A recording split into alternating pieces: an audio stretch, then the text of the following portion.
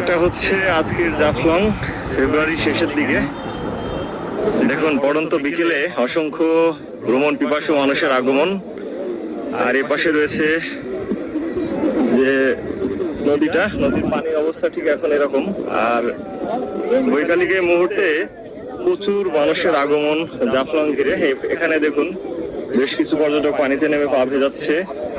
সামনে হচ্ছে বেশ কিছু নৌকা রয়েছে, যে নৌকাগুলো আপনারা ঘুরতে পারবেন।